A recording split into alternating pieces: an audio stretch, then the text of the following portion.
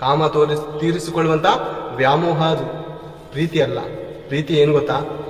ಪ್ರೀತಿ ಅಂದ್ರೆ ಕೋರಿಕೆ ಇರಲ್ಲ ಪ್ರಿಯರೇ, ಒಬ್ಬರಿಂದ ಏನು ಬಯಸೋದಿಲ್ಲ ಪ್ರಿಯರೇ. ಪ್ರೀತಿ ಅಂದ್ರೆ ಅದು. ಎಕ್ಸಾಂಪಲ್, ಒಂದು ಹುಡುಗ ಒಂದು ಹುಡುಗಿನ ಪ್ರೀತಿ ಮಾಡ್ತಾನೆ. ನಿಮ್ಮ ದೃಷ್ಟಿಯಲ್ಲಿ ನಾನು ಬರ್ತೀನಿ, ನಿಮ್ಮ ಆಲೋಚನೆಯಲ್ಲಿ ನಾನು ಬರ್ತೀನಿ ಪ್ರಿಯರೇ. ನಿಮ್ಮ ಆಲೋಚನೆಗೆ ನಾನು ಬರ್ತೀನಿ. ಒಬ್ಬ ಹುಡುಗ ಹುಡುಗಿನ ಪ್ರೀತಿಸ್ತಾ ಇದ್ದಾನೆ. ಅರ್ಥ ಮಾಡ್ಕೊಳ್ಳಿ, ಹುಡುಗ ಹುಡುಗಿನ ಪ್ರೀತಿಸ್ತಾ ಇದ್ದಾನೆ.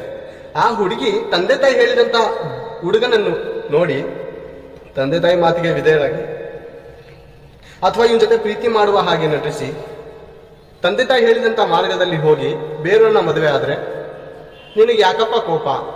ಮನುಷ್ಯ ಹುಡುಗ, ನಿನಗೆ ಯಾಕಪ್ಪ ಕೋಪ?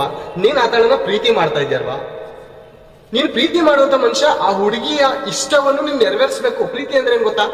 ಕೋರಿಕೆ ತೀರಿಸಿಕೊಳ್ಳುವಂತಲ್ಲ, ನಿನ್ನ ಪ್ರೀತಿಸುವವರಿಗೋಸ್ಕರ ನೀನು ತ್ಯಾಗ ಮಾಡಬೇಕು.